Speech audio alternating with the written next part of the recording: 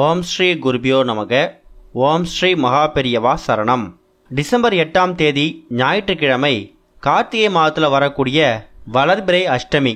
ஒரு எலுமிச்சை 8 மிளகை வைத்து இப்போ சொல்லக்கூடிய பரிகாரத்தை உங்கள் வீட்டில் செய்யறது மூலயமா குடும்பத்துக்கு எக்கச்சக்கமான நல்ல விஷயங்கள் நடக்கும். அது என்ன பரிகாரம் முறைன்னு பார்க்கறதுக்கு முன்னாடி நம்மளோட வீடியோஸை இப்போ தான் நீங்கள் ஃபஸ்ட் டைம் பார்க்குறீங்கன்னா மறக்காமல் சப்ஸ்கிரைப் பண்ணிக்கோங்க. தொடர்ந்து இது மாதிரி அப்டேட் தெரிஞ்சுக்கிறதுக்கு பக்கத்தில் இருக்கக்கூடிய நோட்டிஃபிகேஷன் பெல்லை கிளிக் பண்ணி ஆல் அப்படிங்கிற செலக்ட் பண்ணிக்கோங்க. இப்போ மிளகு எலுமிச்சையை வைத்து என்ன பரிகாரத்தை எந்த நேரத்தில் செய்யணும் அப்படிங்கிற பற்றி தெரிஞ்சுக்கலாம்.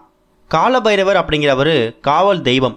அப்பேற்பட்ட காவல் தெய்வத்தை வணங்குறதுக்கான ஒரு முக்கியமான நாள் தான் மாதத்தில் 2 முறை வரக்கூடிய அஷ்டமி தினங்கள். அதுலேயும் தேய்பிரை அஷ்டமிக்கு தான் நிறைய பேர் முக்கியத்துவம் கொடுப்பாங்க. அதுக்கு காரணம் என்னன்னா, தேய்பிரை அஷ்டமியில் பைரவரை வணங்கினா நமக்கு இருக்கக்கூடிய கடன் பிரச்சனை காணாமல் போகும் அப்படிங்கிறதுக்காக. இன்னொரு பக்கம் வளர்பிறை அஷ்டமிக்கும் நாம் முக்கியத்துவம் கொடுக்கணும். நம்ம கிட்ட இருக்கக்கூடிய வளங்கள், செல்வங்கள், பேரு, புகழ் இது எல்லாம் பன்மடங்கு வளர்ந்துக்கிட்டே போகணும்னா வளர்பிறை அஷ்டமி திதியில் நாம் கட்டாயம் பைரவரை வணங்கியே ஆகணும்.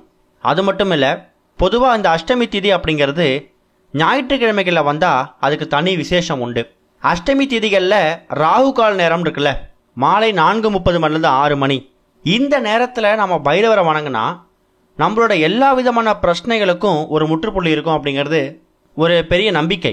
அதே மாதிரி டிசம்பர் 8ஆம் தேதி வந்திருக்கக்கூடிய இந்த ஒரு வளர்பிறை அஷ்டமி திதி இருக்குல்ல, இது ஞாயிற்றுக்கிழமையில் வந்திருக்குது.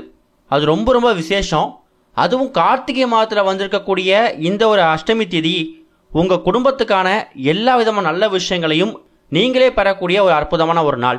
கடன் தொல்லையிலிருந்து விடுபட, எதிரிகள் தொல்லையிலிருந்து விடுபட, கண் திருஷ்டி, ஏவல், பில்லி, சூனியம், செய்வினை இது மாதிரி பிரச்சனைகளிலிருந்து விடுபடுறதுக்கு காலபைரவர் வழிபாடு அப்படிங்கிறது நமக்கு வழிவகுக்கும். உங்கள் வீட்டில் கண் திருஷ்டி பிரச்சனை அதிகமாக இருக்குது அப்படின்னா எதிர்மறை ஆற்றலோட தாக்கம் அதிகமாக இருக்குன்னு அர்த்தம். அடுத்தவங்களோட போட்டி பொறாமை எண்ணத்தால் உங்கள் வீட்டில் பிரச்சனைகள் வருதுன்னு கூட நீங்கள் நினைக்கலாம். உங்கள் வீட்டை பாதுகாக்கிறதுக்காக காவல் தெய்வமாக இருக்கக்கூடிய அந்த கால பைரவரையே நம்ம வீட்டுக்கு அழைக்கணும். அப்படிப்பட்ட ஒரு நாள் தான் மாதம் மாதம் வரக்கூடிய அஷ்டமி திதி நாட்கள். டிசம்பர் 8ஆம் தேதி வந்திருக்கக்கூடிய இந்த ஒரு வளர்பிறை அஷ்டமி திதி அன்னைக்கு கால பைரவரை நினச்சி நீங்கள் செய்யக்கூடிய இந்த ஒரு பரிகாரத்தை கட்டாயம் நீங்கள் நம்பிக்கையோடு செஞ்சீங்கன்னா அந்த கால பைரவரே உங்கள் வீட்டோட நிலைவாசலில் வந்து அமர்ந்துடுவார். அந்த பரிகாரம் ரொம்ப ரொம்ப எளிமையான பரிகாரம். இந்த பரிகாரத்தை அஷ்டமி திதியில் மாலை ஒரு 6 மணிக்கு மேலே செய்யணும். அதுலேயும் இந்த மாதம் இந்த வளர்பிறை அஷ்டமி ஞாயிற்றுக்கிழமை வந்திருக்கு. முதல்ல அஷ்டமி திதி ஞாயிற்றுக்கிழமை எத்தனை மணிக்கு ஆரம்பிக்குது அப்படிங்கிறத தெரிஞ்சுக்கலாம்.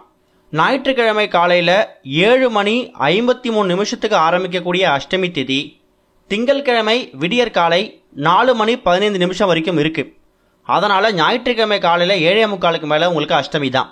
அதுலேயும் இந்த 4:30 மணிலேருந்து 6 மணி சொன்னோம்ல, இந்த ராகு கால நேரம், அந்த நேரத்தில் கட்டாயம் உங்கள் வீடு பக்கத்தில் இருக்கக்கூடிய பைரவர் சன்னதி திறந்திருக்கும். சிவாலயங்கள் இருக்கக்கூடிய பைரவர் சன்னதியில் அபிஷேக ஆராதனைகள் நடக்கும். அதில் போய் கலந்துக்கோங்க. என்ன தீபம் போடணும்னு நீங்கள் வேண்டியிருக்கீங்களோ அந்த தீபத்தை போட்டுருங்க. மாலை சரியா ஒரு 6 மணிக்கு மேலே தான் இப்போ நாம் சொல்லக்கூடிய இந்த பரிகாரத்தை செய்ய போகிறீங்க. இந்த பரிகாரத்தை செய்யறதுக்கு உங்களுக்கு ஒரே ஒரு எலுமிச்சை, 8 எண்ணிக்கையில் மிளகு மட்டும்தான் தேவைப்படுது. நிறைய பேர் வீடுகளில் பைரவரோட ஃபோட்டோ, சிலை ரெண்டுமே வச்சு வழிபடக்கூடிய வழக்கம் இருக்கும். அப்படிப்பட்டவங்க இந்த பரிகாரத்தை அந்த ஃபோட்டோ சிலைக்கு முன்னாடி செய்யலாம். அப்படி இல்லைன்னா சில பேருக்கு பைரவரோட ஃபோட்டோ சிலை வச்சு வழிபடக்கூடிய வழக்கம் இல்லாதவங்க, அவங்க சிவபெருமான் ஃபோட்டோவுக்கு சிலைக்கும் முன்னாடி ஒரே ஒரு தீபம் விளக்கேற்றி வச்சுட்டு அந்த விளக்கை பைரவராக பாவிக்கணும். ஒரு எலுமிச்சையை எடுத்து 2ஆக கட் பண்ணி அதில் நீங்கள் குங்குமமோ மஞ்சளோ எதுவுமே தடவ வேணாம். 8 எண்ணிக்கையில் மிளகை எடுத்துக்கோங்க. சின்னதாக ஒரு தட்டில் அந்த 2 எலுமிச்சையும், அதாவது ஒரு எலுமிச்சை பழத்தை 2ஆக கட் பண்ணி 2 வச்சிடுங்க. அதில் அரிந்து வச்சிருக்கக்கூடிய ஒரு பகுதி மேலே 4 மிளகையும், இன்னொரு பகுதி மேலே 4 மிளகையும் வைக்கிறோம். அப்படி வைக்கும்போது இந்த பைரவர் அப்படிங்கிறவர் அஷ்ட பைரவர். பைரவருக்கு உகந்த எண் 8. ஒரு மிளகை வைக்கும் போதும் ஓம் கால பைரவாய நமக அப்படின்னு சொல்லிட்டு ஒரு மிளகை எலுமிச்சை மேலே வைக்கணும். இது மாதிரி ஒரு பக்கம் 4 மிளகும் இன்னொரு பக்கம் 4 மிளகும் வைக்கிற மாதிரி 8 எண்ணிக்கையில் நீங்கள் காலபைரவோட இந்த ஓம் காலபைரவாய நமக, ஓம் காலபைரவா போற்றின்னு அந்த நேரத்துக்கு உங்களுக்கு என்ன சொல்ல வருதோ அதை சொல்லிட்டு இந்த எலுமிச்சையை உங்கள் வீட்டோட பூஜை அறையில் அப்படியே பத்திரமா வச்சுடுங்க. அதுக்கப்புறம் உங்களோட அன்றாட வேலையெல்லாம் பார்க்கலாம். குறைந்தது ஒரு அரை மணி நேரத்துலேருந்து 1 மணி நேரமாவது நீங்கள் தயார் செஞ்சு வச்சிருக்கக்கூடிய இந்த எலுமிச்சை அப்புறம் மிளகு இந்த ஒரு அமைப்பு பூஜை அறையில் இருக்கட்டும். இரவு தூங்க போகிறதுக்கு முன்னாடி நிலைவாசல்ல இடது பக்கம் ஒரு எலுமிச்சை அது மேலே வச்சிருக்கக்கூடிய இந்த மிளகு அமைப்பையும், இன்னொரு பக்கம் ஒரு எலுமிச்சை அரிஞ்சு வச்சிருக்கிறத அந்த 4 மிளகோடு சேர்த்து ஒரு பக்கமும் வச்சிடணும். அதாவது வீட்டோட நிலைவாசல்ல திருஷ்டிக்காக எலுமிச்சம்பழத்தை 2ஆ கட் பண்ணி குங்குமம் தடவி வைப்பீங்கல்ல, அதே மாதிரி தான் வைக்க போறீங்க. இந்த ஒரு அமைப்பை நீங்கள் இப்படி செஞ்சு வைக்கிறதா என்ன நடக்கும்னா, அந்த ஒரு மிளகை வைக்கும் போதும் நீங்கள் ஓம் காலபைரவாய நமகன்னு சொல்லி வைக்கிறீங்கல்ல, அந்த 8 மந்திரத்துக்காகவும் காலபைரவர் உங்களோட வேண்டுதலை கோரிக்கையை கேட்டு உங்கள் வீட்டோட நிலைவாசல் படியில் வந்து அமர்ந்துடுவாராம். அது மூலயமா என்ன தெரியுமா நடக்கும், உங்கள் வீட்டுக்குள்ளே இருக்கக்கூடிய எல்லா கெட்ட விஷயங்களும் வீட்டை விட்டு வெளில போயிடும். வீட்டுக்கு வெளில இருக்கக்கூடிய கெட்ட விஷயங்கள் எதுவுமே வீட்டுக்குள்ளே திரும்பியே வர முடியாது. ஏன்னா காவல் தெய்வமாக இவர் நின்று காப்பாற்றிட்டு இருப்பார். அது மட்டும் இல்லை, தேவையில்லாத போட்டி, பொறாமை, பில்லி, சூனியம், ஏவல் இது மாதிரி எந்த விஷயங்களும் உங்களை நெருங்கவே நெருங்காது. இதை இரவு ஒரு 8 மணிக்கு மேலே செய்யணும். ஆனால் பூஜை அறையில் வச்சு வழிபாடு செய்கிறத 4:30 மணிலேருந்து 6 மணி அஷ்டமி தேதி அன்னைக்கு ஞாயிற்றுக்கிழமை இந்த ராகு காலம் முடிஞ்சதுக்கு அப்புறமா 6 மணிக்கு மேலே பூஜை அறையில் எலுமிச்சையும் மிளகையும் தயார்படுத்தி வச்சுட்டு 8 மணிக்கு மேலே நிலைவாசலை வச்சுக்கலாம். ஒருவேளை நிலைவாசலை வைக்கிறதுக்கான விருப்பம் இல்லை வைக்கிறதுக்கான சூழ்நிலை இல்லை, வசதி இல்லை அப்படின்னு நினைக்கிறவங்க ஒரே ஒரு எலுமிச்சையை மட்டும் எடுத்துட்டு அதில் 8 மிளகை வச்சு நீங்கள் உங்கள் வீட்டோட பூஜை அறையிலே வச்சிடலாம்.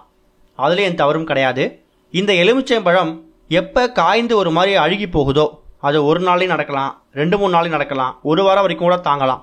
அந்த நேரத்தில் அந்த மிளகோட சேர்த்து அந்த எலுமிச்சையை கால் படாத இடத்த தூக்கி போட்டு திரும்பி பார்க்காம வந்துடுங்க.